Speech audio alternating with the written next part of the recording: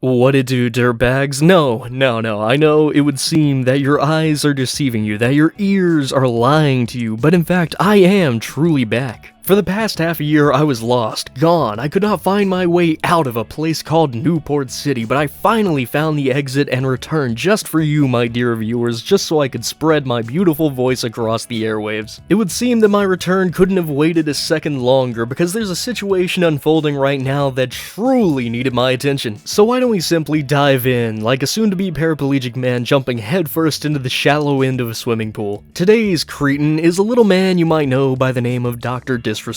A very apropos title for a man of such low character. I'm gonna be calling him Dr. D for the rest of this video for reasons that you will soon understand. Dr. D was a big ol' streamer, everybody knew his name, everybody was a big fan of this guy, and then in 2020 he mysteriously got banned on Twitch permanently, and if you know anything about Twitch, it's pretty hard to get banned permanently for just about anything other than saying something edgy. So this whole situation blew up into a pretty big piece of drama. People everywhere were coming out of the woodwork with their own little theories as to what could have gotten him snuffed out. Well, as it would turn out, we would only have to wait, 4 years now? We would have to wait 4 years for the explanation, but now we finally know what got him removed. And here's a little spoiler, a little teaser for you for the rest of this video. It was pretty bad. In the wake of his removal, Dr. D was constantly threatening to sue and take all kinds of action against Twitch, and if he knew, which he did, why he got banned, he probably should have hit the brakes on that a little bit. Because all his bellyaching caught the attention of a certain individual who decided to play hero and whistleblower for us, a little bit of a Twitch employee who decided he had enough of Dr. Disrespect acting as if he didn't know why this was happening. I think that's enough beating around the bush. I'm just gonna say it. Dr. D is a bit of a groomer, he's a bit of a Minecraft YouTuber, he's a bit of a Drake fan, if you will. I don't know if I need to say allegedly on that, but I think it's kind of like just confirmed at this point. I think there's a legal involvement going on. Either way, allegedly EDP and Dr. D go to the same place to buy their cupcakes. Actually, he has a lot in common with EDP because both of them are not very intelligent.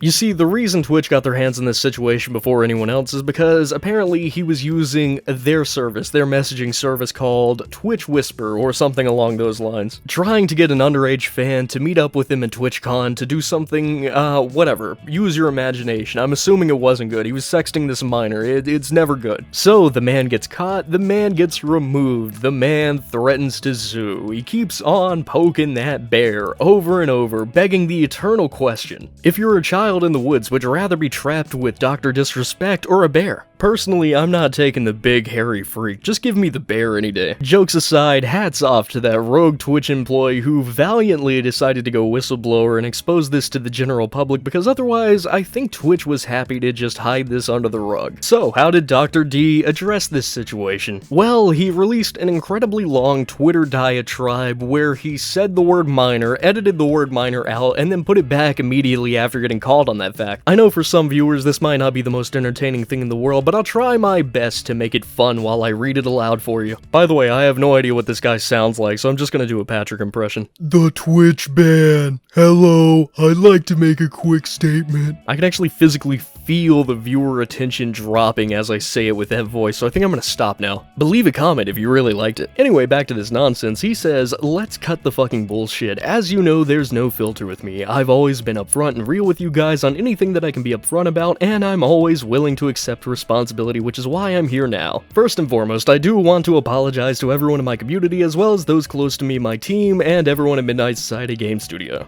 A lot of people have been left in the dark about what happened yesterday with the Midnight Society and I, and we made the painful decision collectively to have me step down. Our team is full of incredibly talented and good people that have high career ambitions and families, and I'd never want to jeopardize the culture we have carefully crafted. That's socially acceptable business talk for I fucked up big time, and now nobody I work with wants to work with me anymore. Everyone has been wanting to know why I was banned from Twitch, but for reasons outside of my control, I was not allowed to say anything for the last several years. Now that 2 former Twitch employees have publicly disclosed the accusations, I can now tell you my side of the story regarding the ban. By the way, this is where that minor thing happened, I believe. The thing where he removed it and then put it back and then, you know. Were there Twitch Whisper messages with an individual minor back in 2017? The answer is yes. I find that pretty funny that he's like, oh, here's my side of the story, story, and his side of the story is immediately fucking atrocious. Were there real intentions behind those messages? The answer is absolutely not. Yeah, sure, buddy. You were just there for the cupcake, right? These were casual, mutual conversations that sometimes lean too much in the direction of being inappropriate, but nothing more. Nothing illegal happened. Nothing, no pictures were shared, no crimes were committed. I never even met the individual. I went through a lengthy arboration regarding a civil dispute with Twitch, and that case was resolved by a settlement. Let me be clear, it was not a criminal case against me, and no criminal charges have ever been brought against me. Now, from a moral standpoint, I'll absolutely take responsibility. I should have never entertained these conversations to begin with. That's on me. That's on me as an adult, a husband, and a father. It should have never happened. I get it. I'm not perfect, and I'll own my shit. That was stupid. Truly incredible. Some people have 20/20 vision. This guy has a 20/20 hindsight. I would have never even considered the idea that was stupid. I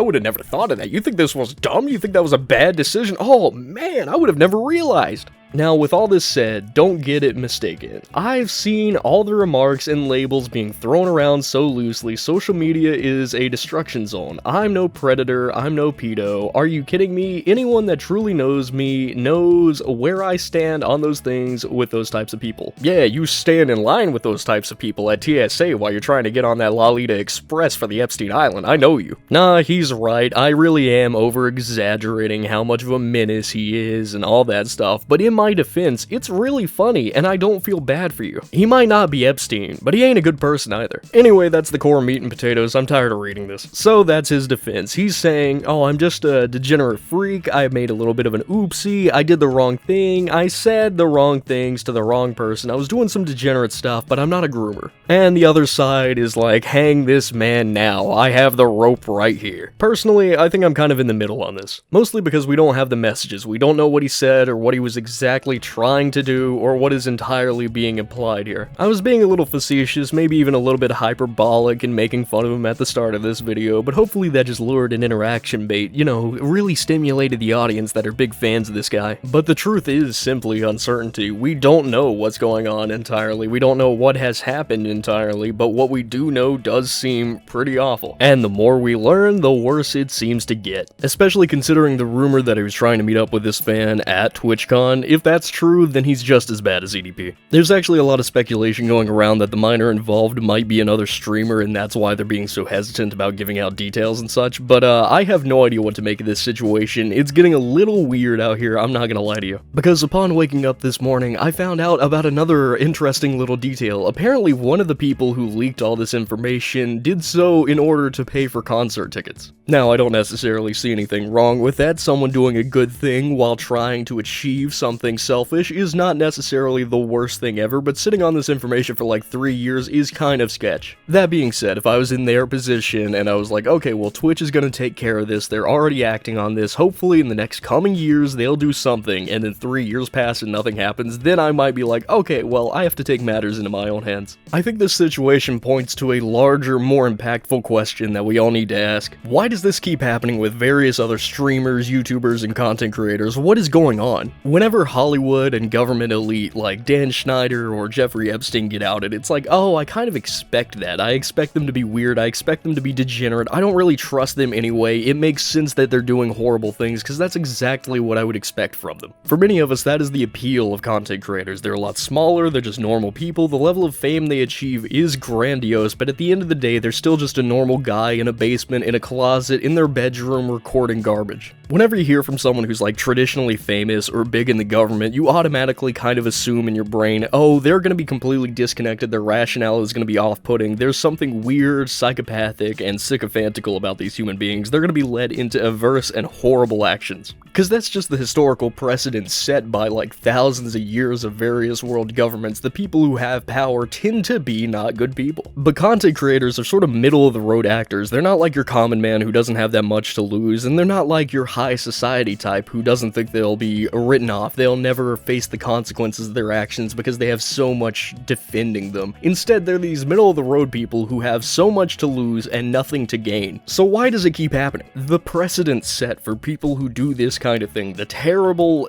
world-ending, career-ruining things that will happen to you if you do this, even if this is a thought in your degenerate little brain, why do you still think it's a good idea to follow through with it? Personally, my theory is there are people out there who don't have that much willpower, they aren't very strong mentally, so whenever they get this level of fame, this level of power, they get put into these positions where they have so much money, so much that they can do, they think consequences no longer exist, so they go out there with this Genghis Khan ticking time bomb in their brain and do the worst thing imaginable. Because for them, it's the last kingdom that has been yet to conquer. They don't really see it as, oh, I shouldn't do this because it's morally reprehensible. They see it as, oh, I have to do this because there's nothing else I haven't done yet. And not to get too spicy or anything, but I think porn addiction probably has a lot to do with this. I just cannot imagine a world where a married man who has children would go out there and think to themselves, oh, I want to do the worst thing imaginable that will ruin my relationship, will ruin the way my child sees me as a parent, and will ruin my career. Why would you ever think that was a good idea? But I don't know, that's just speculation. I'm not a psychologist or anything like that, but if you have any ideas as to why a person might do this kind of thing, please leave them down below. Because at this point, it's utterly baffling. Anyway, first video back, pretty glad to be back. I know, I keep doing this thing where every time I get success on any video, I'm like, okay, let me bail for a while. But I have a manager now who I pay with cigarettes and alcohol, so hopefully the progress will be better. I have someone now screaming at me, telling me to upload, and I think that's exactly what I needed. So if you want to stick around and see what I make, why don't you go ahead and go down to that subscribe button and do something a little funny to it. You know, do all the YouTuber stuff. Go out there, like my video, hit the notification bell, check out my Twitter in the description, do it all, because you really enjoyed this video, I guaranteed it. Anyway, my name is, has been, and will be Crucimix in the foreseeable future, so thank you so much for watching, I love you, goodbye.